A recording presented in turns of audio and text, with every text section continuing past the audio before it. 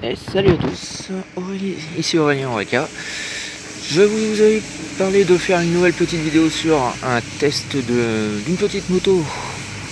Et je savais pas encore trop laquelle. Je partais plus sur un modèle néo-rétro, style bobber. Une petite moto qui changerait complètement de ma petite Kawasaki que vous avez encore sous les yeux. Donc pour cumuler un petit peu, pour avoir une deuxième moto mais avec un emploi complètement différent. Et j'ai eu l'occasion donc à l'instant d'essayer ceci. La petite Brixton Scrambler X125.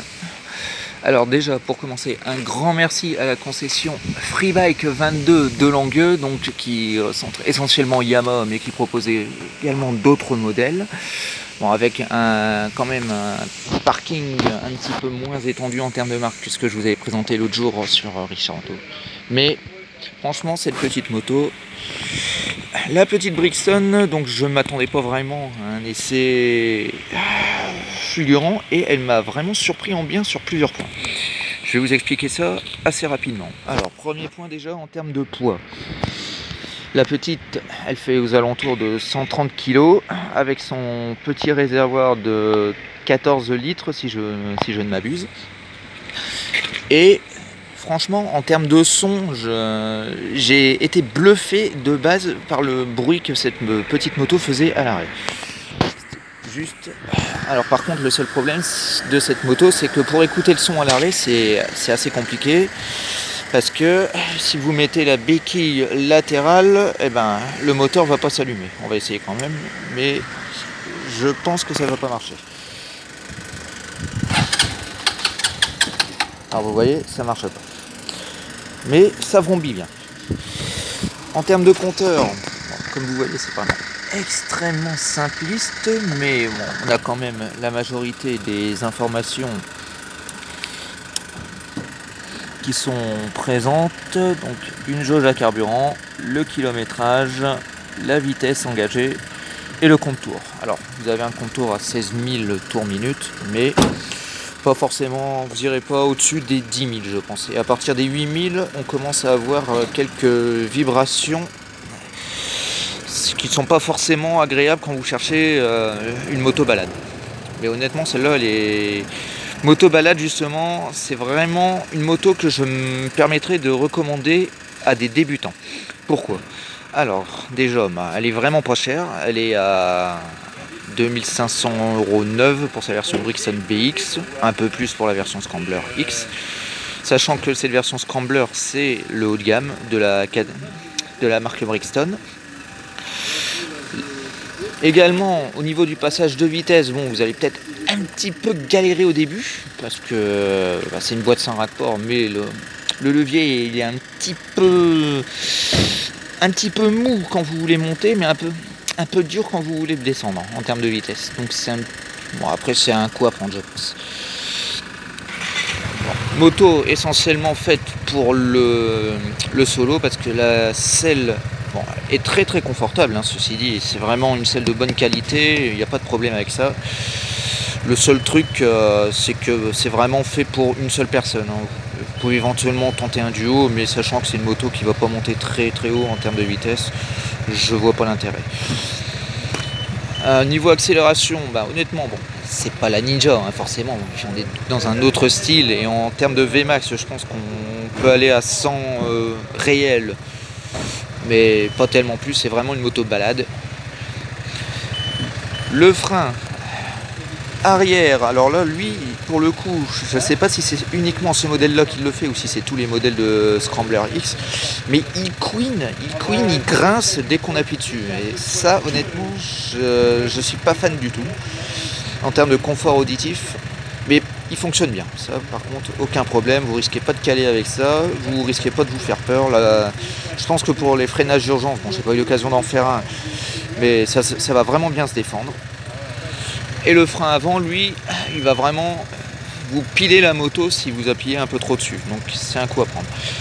Mais franchement, pour les débutants, c'est vraiment une petite moto qui est vraiment sympa, accessible, qui peut se trouver facilement. Comme je dis, vous venez à Freebike 22 dans la zone de Langueux du côté de Saint-Brieuc. et vous aurez l'occasion de voir cette petite moto. Bon, celle-ci c'est une occasion à 2000 km déjà, 2350 à peu près, donc elle est rodée, j'ai pu exploiter son potentiel un petit peu, et honnêtement elle m'a vraiment surpris en bien. Je ne m'attendais pas à prendre autant de plaisir sur ce petit test. Alors sinon, qu'est-ce qu'on peut dire d'autre sur cette moto au niveau de... Je vais vous montrer encore une fois. Au niveau du phare. Alors, elle se veut néo-rétro, mais vous avez un éclairage LED. Un éclairage LED, mais qui fait uniquement le contour du phare. Donc autrement dit, pour ce qui est du phare central, la visibilité est pas forcément tip-top, quoi. Ça, c'est aussi un des points que je pourrais malheureusement lui reprocher. Par contre, en termes de points positifs, c'est au niveau de l'autonomie. Vous avez un réservoir, comme je l'ai dit, qui, mine de rien, donne pas l'impression d'être énorme, mais a quand même une contenance intéressante qui vous permet une autonomie de à peu près 400 km. Ce qui est extrêmement sympa. Le petit look aussi de cette moto me fait penser à une Triumph Bonneville. Et franchement, c'est dommage que je puisse pas vous faire entendre le son à l'arrêt, parce que honnêtement, le son à l'arrêt est vraiment, mais vraiment génial. Je m'attendais vraiment à un son presque de mobilette ou allez, de 50, mais là honnêtement, on a un son qui se rapproche un petit peu des gros cubes, mine de rien. Ça, c'est vraiment, vraiment un très bon point. Si vous aimez une moto qui vous permet de vous balader et de profiter du son, honnêtement c'est un choix que je pourrais vous recommander sans aucun problème, quoi, parce qu'elle est vraiment beaucoup plus accessible que d'autres scramblers ou movers dans le genre. Après, est-ce qu'elle est personnalisable? Vous avez pu voir quand même que l'ancien propriétaire s'est permis 2-3 petits trucs, donc à commencer par cette petite grille de phare que je trouve assez sympa. Ce que j'aime bien aussi, c'est ça me fait vraiment beaucoup penser aux fourches de la Harley Davidson 883 Iron, quoi. Vraiment super sympa. Sinon, c'est vraiment une moto qui paie pas de mine, qui a vraiment de quoi qui a vraiment de quoi vous faire plaisir, avec son petit look de triomphe. Et donc aussi le nombre de gens qui se sont retournés pendant ma petite balade de 15 km. Ils ont tous cru que c'était un gros cube, quoi. Franchement, l'illusion est géniale. Et elle a vraiment un joli look. Franchement, c'est vraiment la moto qui me surprend en ce moment, parce qu'elle paie pas de mine, elle a vraiment un gabarit qui donne l'impression d'être assez fluée, mais elle est vraiment polyvalente. Et en termes de position de conduite, comment vous dire que même moi, avec mon 1m83 qui est l'habitude des sportives, voilà, je me suis vraiment fait plaisir avec. Bon, j'ai eu un peu de mal au début avec la position de conduite, forcément, quand on passe de l'une à l'autre. Mais si on se met dessus... Ah, je sais pas si vous voyez bien. En termes de gabarit, franchement, vous faites pas ridicule dessus. Moi, je fais 1m83 et franchement, une fois dessus, on a vraiment pas l'impression que je me tasse, quoi. C'est vraiment une très bonne surprise. Voilà les amis, donc pour ce petit test qui n'était pas forcément prévu sur cette petite moto, qu'est-ce que je vais en conclure? Franchement, si vous avez un petit budget, que vous savez pas trop sur quelle moto vous lancer, mais que vous voulez une moto qui a un joli petit look, qui vous fasse pas passer pour une moto de passe-classe, quoi, et qui a vraiment un son sympa, je vous conseille cette petite Brixton Scrambler X125, vraiment très facilement accessible aux jeunes permis. Elle est facile à prendre en main, elle est maniable.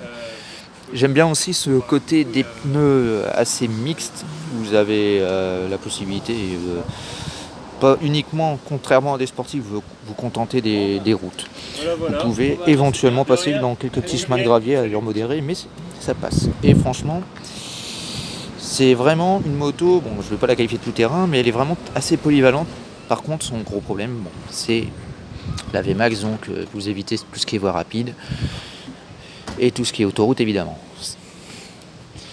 Mais sinon, pour le reste, vraiment une très très jolie surprise, cette petite moto. Voilà, écoutez les amis, je vous laisse là-dessus. Si vous avez des questions, si vous avez des suggestions, Vous savez où me trouver, vous me laissez un petit commentaire et je prendrai largement le temps de vous répondre, c'est promis. Voilà. C'était Aurélien Oreca pour le texte de la Brixton Scrambler X125. A plus tard, salut!